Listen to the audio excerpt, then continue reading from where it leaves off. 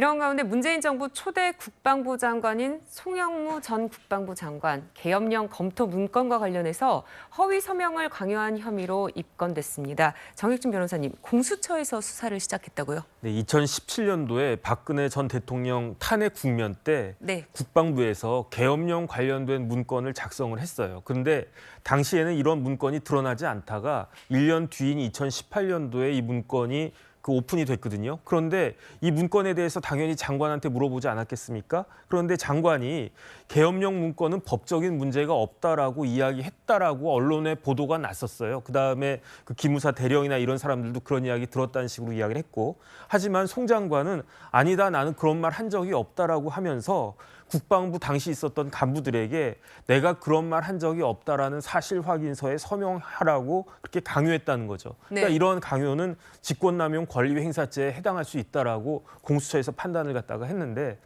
사실 공수처는 그렇게 신뢰받는 기관이 아직까지는 아니지 않았습니까? 얼마나 수사를 잘할지 한번 지켜봐야 될 것 같습니다. 네, 최진봉 교수님, 예.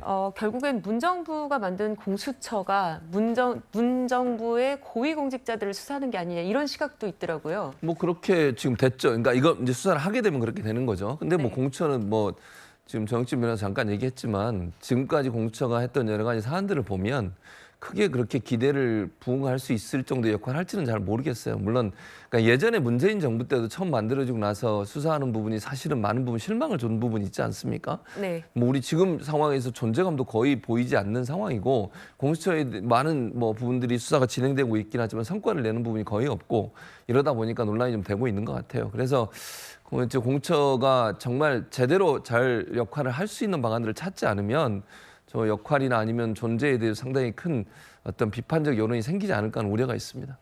네, 송영무 전 장관에 대한 공수처 수사 내용까지 짚어봤습니다. 저희는 60초 뒤에 다시 오겠습니다.